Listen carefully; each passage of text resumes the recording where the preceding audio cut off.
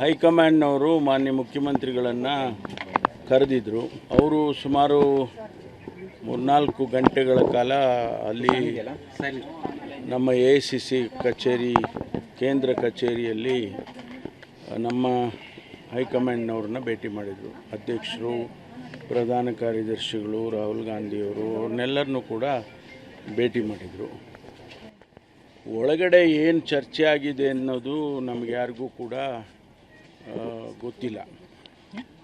ಆದರೆ ತಾವು ಮಾಧ್ಯಮದಲ್ಲಿ ಅನೇಕ ಸ್ಪೆಕ್ಯುಲೇಷನ್ಸ್ಗಳನ್ನು ಕೂಡ ಮಾಡಿದ್ದೀರಿ. ಬಹುಶಃ ಇವತ್ತು ಸುರ್ಜೇವಾಲಾ ಅವರು ನಮ್ಮ ಪ್ರಧಾನ ಕಾರ್ಯದರ್ಶಿಗಳು ಬೆಂಗಳೂರಿಗೆ ಬರ್ತಾ ಇದ್ದಾರೆ.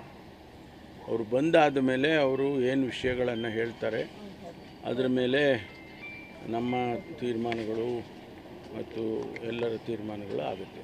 KC ವೇಣುಗೋಪಾಲ್ ಅವರು ಹೇಳಿದ್ದನ್ನು ನಾವು ಪ್ರಸಾರ ಮಾಡಿದ್ದೀರಿ.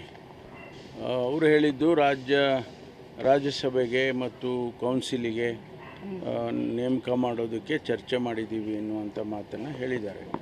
ಅದು ಬಿಟ್ಟು ಬೇರೆ ಏನೂ ಅವರು ಹೇಳಿಲ್ಲ. ಈಗ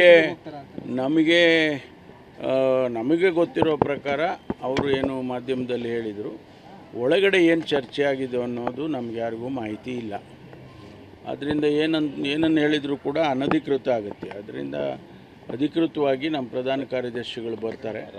ಬಂದಾದಮೇಲೆ ಅವ್ರು ಏನು ತೀರ್ಮಾನ, ಅವ್ರು ಏನು ಪ್ರಕಟಣೆ ಮಾಡ್ತಾರೋ ಅದನ್ನು ನಾವು ಕೂಡ ಕಾಯ್ದು ನೋಡಬೇಕು.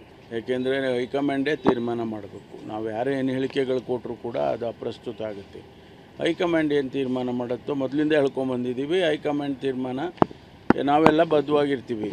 ಏನು ಯಾವ ಸಬ್ಜೆಕ್ಟ್ಗಳು ಡಿಸ್ಕಷನ್ಸ್ ಮಾಡಿದ್ರು ನಮಗೆ ಅದರ ಮಾಹಿತಿಗಳಿಲ್ಲ. ಅವರು ನಮ್ಮ ಪ್ರಧಾನ ಕಾರ್ಯದರ್ಶಿಗಳು ಹೇಳಿರೋ ಪ್ರಕಾರ ರಾಜ್ಯಸಭೆ ಮತ್ತು ಕೌನ್ಸಿಲ್ ಚರ್ಚೆ ಮಾಡಿದ್ದೀವಿ ಅಂತ ಹೇಳಿದ್ದಾರೆ.